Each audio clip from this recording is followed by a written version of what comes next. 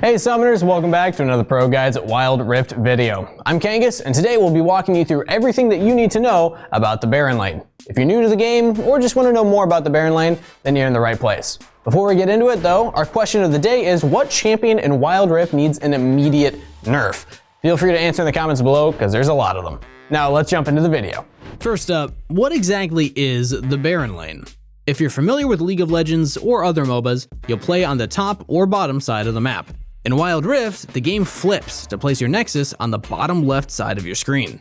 Blue side Baron lane is the top lane, while red side Baron lane is the bottom lane. Make sure to look at the map when you spawn and follow the markers if you've forgotten which side you're on.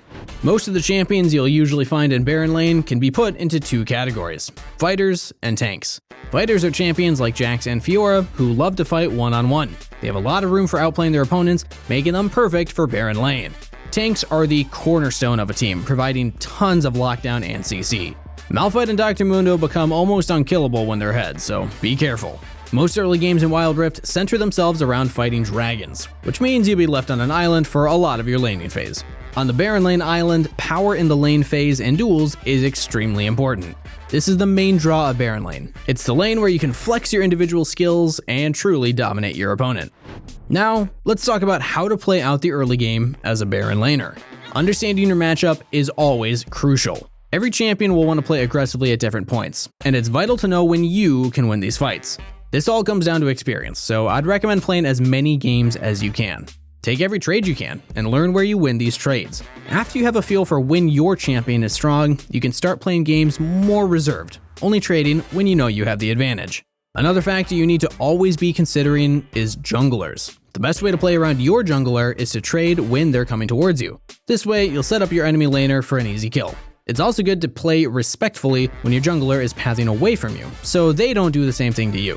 Warding can also help prevent these scenarios, so it's important to always be placing wards in the river bush or the tri-bush before you look to go aggressive.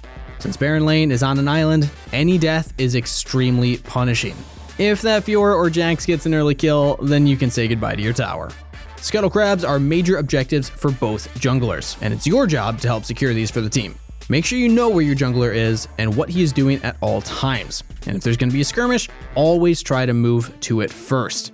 Every second counts when it comes down to these early game fights. Take these fights early and often. Learn your limits, and you'll become a great Baron laner in no time. Now, let's talk about your responsibilities during the mid and later game as a Baron laner. First off, you're one of the more important members of your team when it comes to team fighting and skirmishes, since you're typically higher level than the other roles. It's your job to leverage this power to win the game, and there are two main ways to achieve this: through split pushing and team fighting.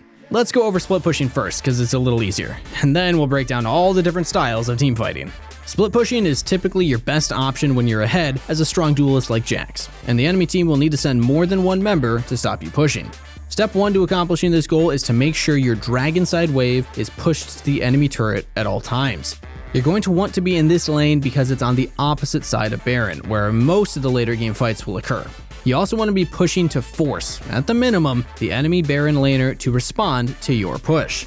Your goal here is to keep the enemy Baron laner against you, so that they can't help their team. The next step is making sure you have sufficient ward coverage so you can escape if the enemy team sends people towards you. Once you place your wards, you can start threatening the enemy base.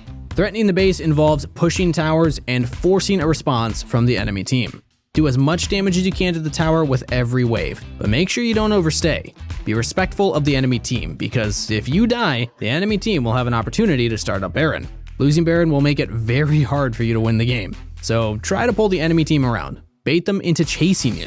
Do as much damage as you can, but never die. If you can do this successfully, the enemy team will have to constantly worry about you, making it hard for them to focus on winning a fight.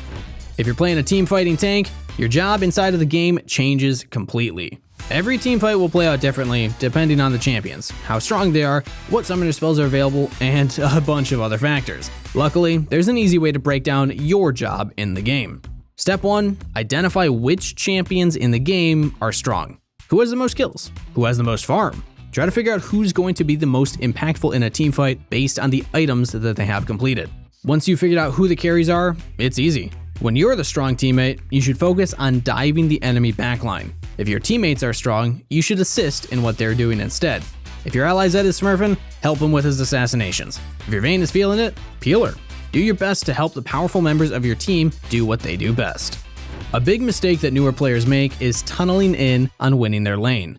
It may boost your confidence, but making the enemy laner go 0-4 instead of 0-3 doesn't really do anything. If you're gaining a massive lead, don't just stay in your lane. Instead, take every opportunity you can to roam and affect the map. Push your wave and try and help your jungler or gank mid. If you can translate your lead to other members of your team, your games will become significantly easier. Instead of having to carry 4 losing teammates, turn them into winning teammates. A cool strategy I like to use on any top laner with CC is to push my lane, recall, and run down to bot lane and gank them through lane. Trust me, nobody expects this, and it can be really effective at blowing open the game. Try and get creative. Leverage your advantage to win the map rather than just your lane. Another common mistake I see is that when players lose their lane, they'll often keep losing and hurt their chances of coming back into the game. A Jax with 1 kill is a menace, but manageable. A Jax with 5 kills and 2 towers will end the game on its own. Lots of Baron lane matchups are really hard when behind, but your enemy will make mistakes too. If you found yourself in a rough spot, here's my advice for getting out of it and still winning the game. Step 1 is to not trade aggressively. Trade back if they overextend, but your first priority is to not die. If you're low on HP, you won't be able to set up ganks, and you might even get dove. If you maintain your HP, you can use your CC to help your team kill your laner and get a huge shutdown. Make sure you're catching most of the waves that get pushed into your tower. In Wild Rift, you can still absorb gold and experience without last hitting the minions. Clear your ways under tower, and then roam. If the enemy Baron laner is a champion like Fiora with strong 2v1 potential, sometimes it's best not to try and gank them when they're ahead. It can be devastating to get 2v1, so let your jungler know that it isn't a good idea to gank your lane. Just make sure the enemy top doesn't get to carry by getting more kills. You'll be golden. Well, that wraps up everything that you need to know about playing the Baron lane. Make sure to not worry too much about the loadouts and itemization to start. The presets are pretty good, so when you're beginning, just follow along and purchase the items shown to you when you recall. We hope this guide was helpful for everyone trying to learn the Baron lane, and if you liked it, then also make sure to check out our 10 best champs for beginners video if you want some other suggestions for champions to play. Don't forget to like, comment, and subscribe so you don't miss out on any more Wild Rift guides. Thanks so much for watching, and I'll see you in the next one. Where's the cupcake?